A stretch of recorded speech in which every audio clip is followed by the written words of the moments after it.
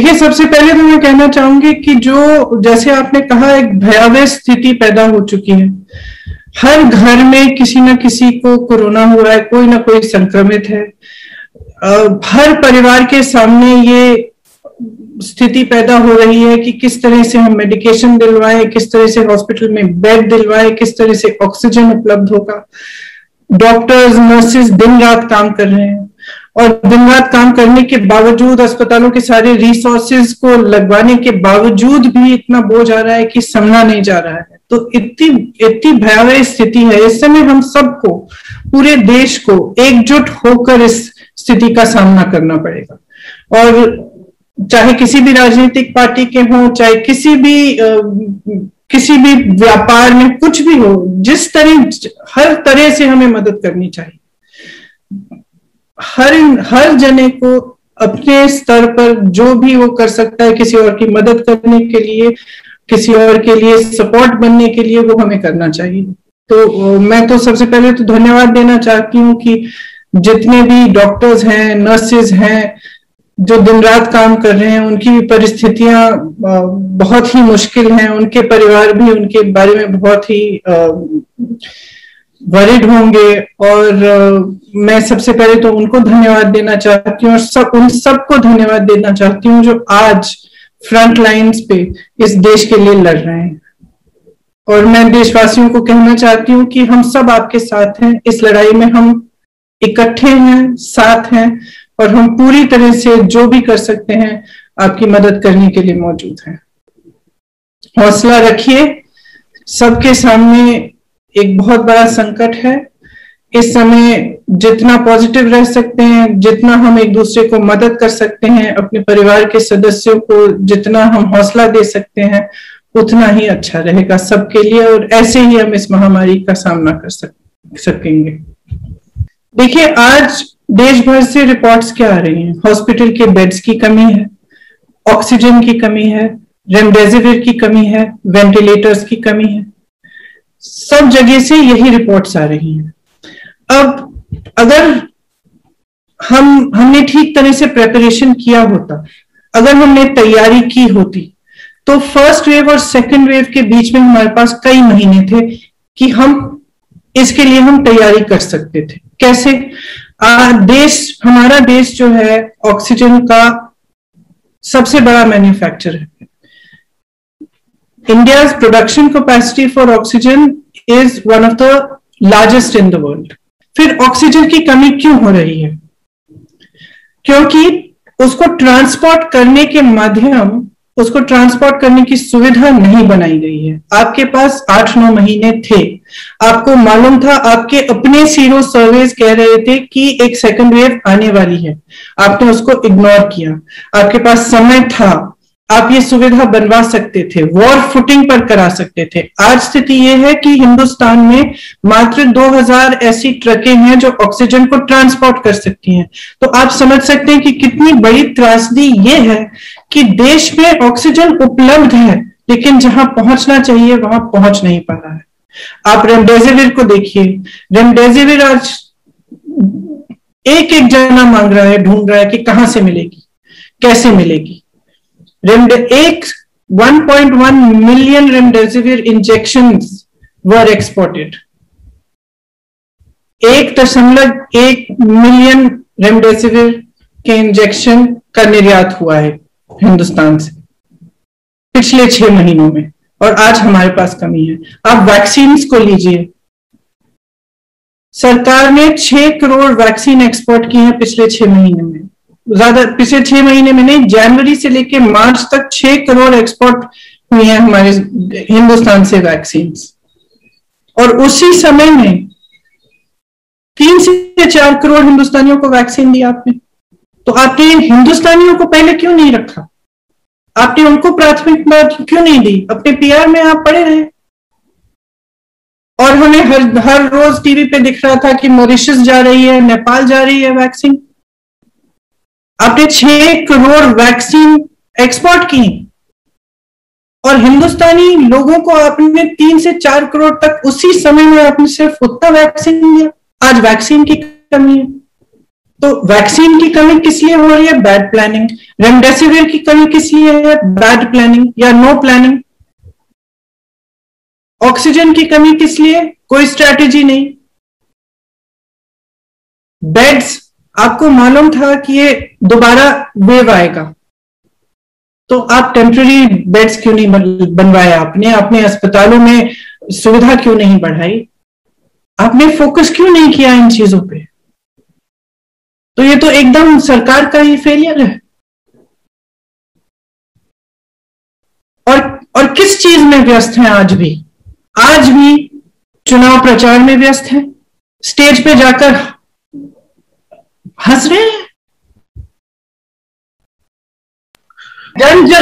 जहां से भी रिपोर्ट आ रही है, लोग रो रहे हैं, लोग रो रहे हैं, लोग चिल्ला रहे हैं, चीख रहे हैं, जैसे आपने कहा कि हमारी मदद करिए, कहीं ना कहीं से हमें दवाइयां दिलवाइए, ऑक्सीजन दिलवाइए, बेड दिलवाइए। और आप बड़ी बड़ी रैलियों में जाकर हंस रहे हैं। हंस कैसे सकते हैं? कैसे कह सकते हैं कि नहीं छू रहा है? कोई जाके चुनावी रैलियों में टेस्ट करा रहा है? कोई चेक कर रहा है कि इतनी बड़ी भीड़ इकट्ठी हो रही है, 40,000 लोग, 30,000 लोग इकट्ठे हो रहे हैं, आपने अभी तक नहीं किया, अब तो करिए, अब तो रोकिए। जब ये संक्रमण इतना बढ़ गया है, आप यूपी के आंकड़े देखिए, 4 तारीख या 5 तारीख से 16 तारीख तक 7 गुना संक्रमण बढ़े हैं। तो इसी तरह से पूरे देश में बढ़ रहे हैं, और जब इतना बढ़ रहा है तब तो रुक जाइए ना। देखिए, उनके दावों के बारे में तो कम ही बोला जाए, क्योंकि उन्हीं का जो सीरो सर्वे है उसके मुताबिक, जो अक्टूबर नवंबर के समय का सीरो सर्वे है, उसके मुताबिक 5 करोड़ लोगों को तकरीबन, उन्होंने कहा था 5 करोड़ लोग कांटेक्ट आए हैं, इस वायरस के कांटेक्ट में आए हैं उस समय। और उन्होंने रिकमेंडेशन दिया था कि टेस्टिंग आप एकदम रैंप अप कर लीजिए, ज्यादा से ज्यादा बढ़ा दीजिए। सरकार, यूपी सरकार ने क्या किया? यूपी सरकार ने 70% एंटीजन टेस्टिंग शुरू की। मतलब है कि जो एक्चुअल टेस्ट है, जो आरटीपीसीआर का टेस्ट है, वो सिर्फ 30% हो रहा है आज यूपी में। उस समय उन्होंने क्यों नहीं बढ़ाया? उसको बढ़ाने के बजाय एंटीजन टेस्ट क्यों शुरू किया? अपने आंकड़ों को कम करने के लिए। आज भी प्राइवेट लैब्स में तरह तरह के रिपोर्ट आ रहे हैं हर जगह से कि प्राइवेट लैब्स को कहा गया है कि आप टेस्टिंग बंद करिए। किस लिए? किस लिए? टेस्टिंग से ही तो जान बचेगी। तो क्या जनता की जान महत्वपूर्ण है, लोगों की जान महत्वपूर्ण है, कि फिर आपके आंकड़े महत्वपूर्ण है, कि आपकी सरकार की इमेज महत्वपूर्ण है? तो देखिए, ये समय है, यूपी में कोई अलग स्थिति नहीं है पूरे देश से, सिर्फ ये है कि और भी भयानक स्थिति है। बट जो प्लानिंग, स्ट्रैटेजी की जो स्थिति है, वही है जो केंद्र सरकार की है।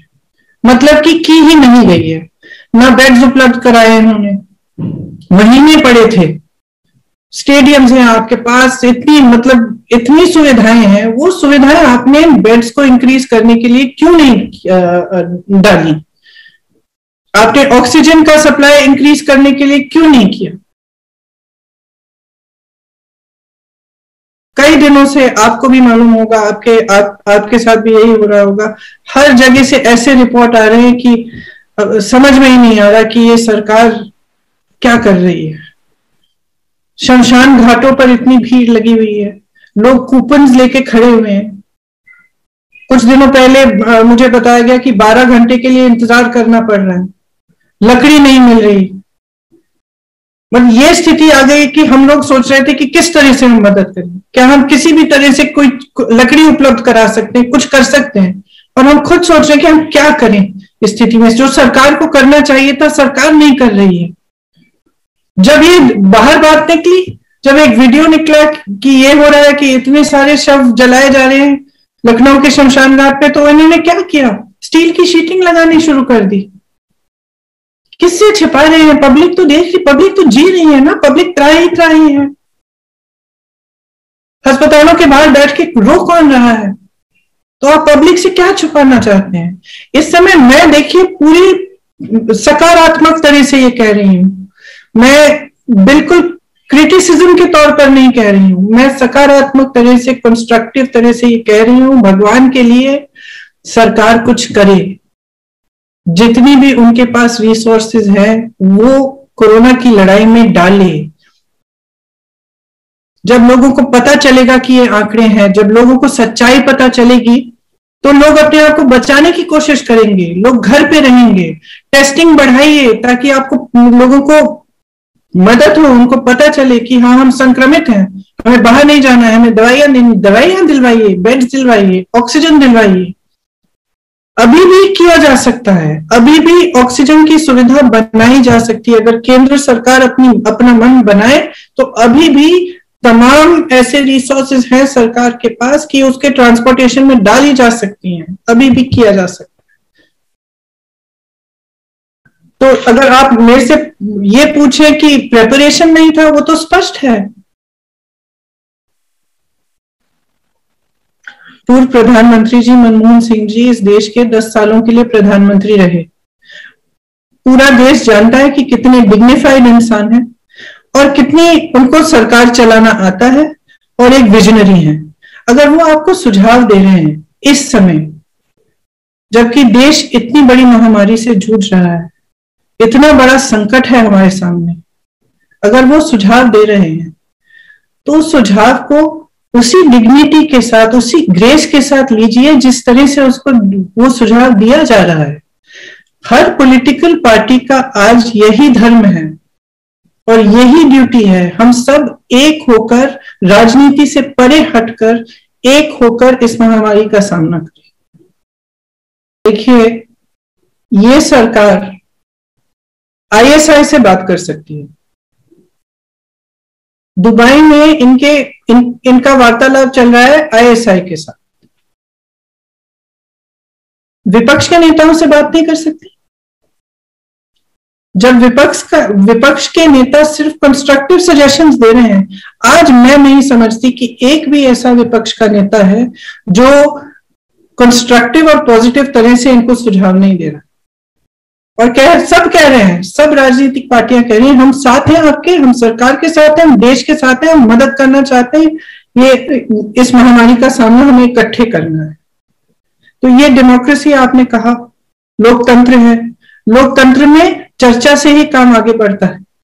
लोकतंत्र में कभी कभी आलोचना भी सुननी पड़ती है, और खास तौर से ऐसे मौके पर जब पूरा देश इस इतनी बुरी परिस्थितियों से गुजर रहा है, ऐसे मौके पर ये तू मैं किसी को शोभा नहीं देता, किसी को। तो जब विपक्ष के नेता आपको सुझाव दे रहे हैं तो इसीलिए दे रहे हैं क्योंकि कुछ ऐसी चीजें जो आपने की नहीं, जैसे मैं भी कह रही हूं, मैं किस लिए इतनी उत्तेजित पे कह रही हूं, क्योंकि जिन परिस्थितियों को हम देख रहे हैं, जो हो रहा है हमारे सामने, हम सबके साथ इस महामारी ने किसी को नहीं छोड़ा है, सब हम देख रहे हैं। तो इन परिस्थितियों में नाराजगी तो होगी ना कि क्यों नहीं किया, आपके पास समय था, अब पीआर में पड़े हैं, प्रचार में पड़े हैं, छोड़िए ये सब, छोड़िए ये सब। आज वो समय है जब आपको जनता के साथ होना है, साथ खड़े होना है। तो इसके लिए सबसे बड़ी चीज तो लोकतंत्र ही होती है।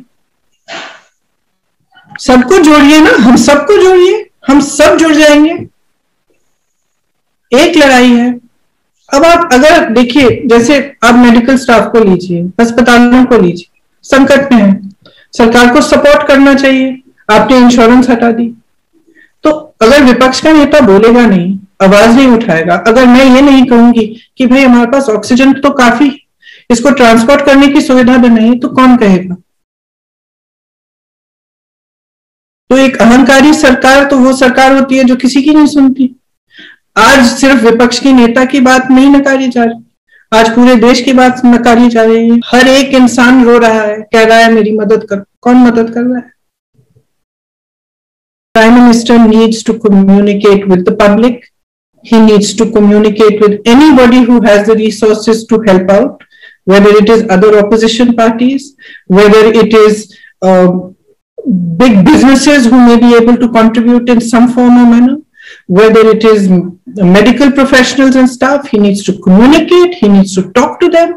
The country needs reassurance. The country needs to know that somebody is in charge and that person cares about them. The country needs to know that every single life matters and that the government is there to provide support, provide assistance. There is report after report of people. I mean, what shall I even tell you? In UP, the situation is thus that if you have to get an admission in a hospital, you need a slip from the CMO. You need to go through a bureaucratic hurdle before you can get somebody admitted into a hospital, before he can get remdesivir administered. I have even written to the Chief Minister. The government cannot be an aggressor when there is such a massive aggressor in front of us already. The whole country is battling the pandemic. Should they battle the government also? The government needs to be sensitive at this time. The Prime Minister needs to show up. He needs to get off the stage of the rally where he's laughing and cracking jokes. He needs to get off and he needs to come here and sit in front of people and talk to them and tell them what he is doing. How is he going to save lives? There is a huge crisis in our country. And I'm sorry, but if you cannot see it and you're going to be blind and you're going to try to hide facts and you're going to do everything in your power to pretend it's not happening, then something's very, very wrong. In whichever form we can help, we are ready to help. Whether it's cooperating with the government, constructively offering suggestions, raising issues that matter to the people. I'm happy to see that some issues that were raised actually were implemented by the government. It is, as a political party, we have to highlight what has to be done in such a moment of crisis. At the same time, we have to stand with people. People have to know that we care and we are there. And in every state, every district, there are commerce workers.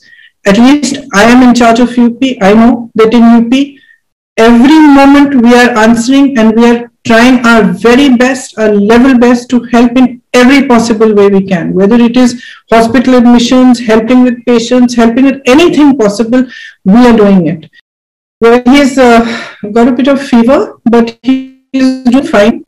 And so far, he seems to be doing all right so far. So he's physically fit and healthy.